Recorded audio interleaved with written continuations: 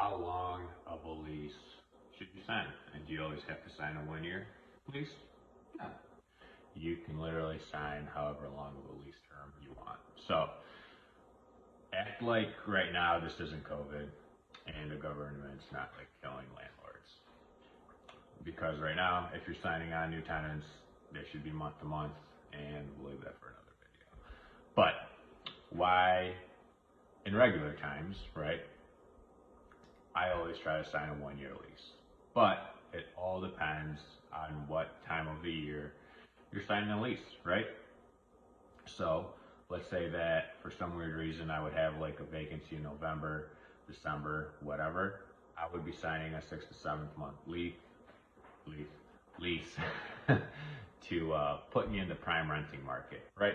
And some tenants would be weird about it, and you're like, hey, you can either pay month to month, which is $100 more, or you can sign a 6 to 7 month lease for the normal rent amount. And then once that's up, we can sign a 12-month lease. I can't say month, in June or July, and then you have a 1-year lease, right?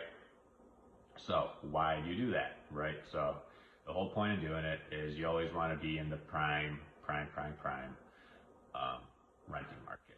Obviously that's not possible, right? So sometimes you got to make some exceptions, but you really want to just stay away from like December, January, or like, you know, like Christmas time and like winter time, just because it's like much more difficult to rent out places during that time, because no one wants to move, you know, during like Christmas time or winter time. Like, who wants to, mostly in Michigan, right? Who wants to haul boxes around and on ice and like fall all over the place and try to like move couches and stuff, right? So you always want to kind of keep that in mind, right? And the other thing to keep in mind when you do scale and you do have a bunch of units is you want to make sure that all your vacancies, like, yeah, you want to make sure that you have like June, July time frame.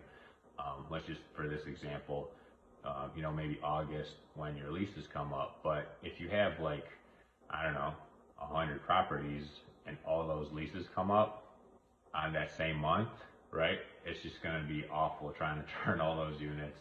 You know, obviously some tenants are going to stay, but let's just say you got a whole bunch of people that do move out.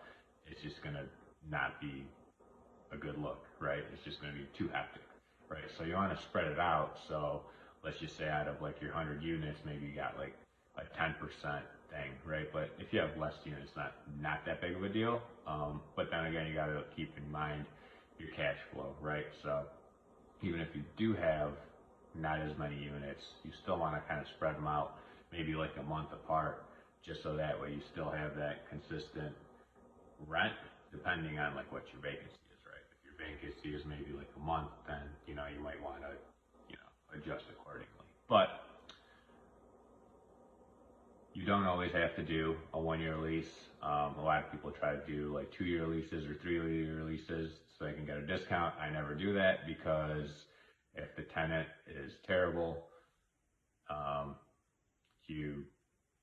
not that you're stuck having to deal with them for 2 to 3 years. It's just easier to, you know, if they're terrible tenants, always pay late, always complain about everything, always this, always that.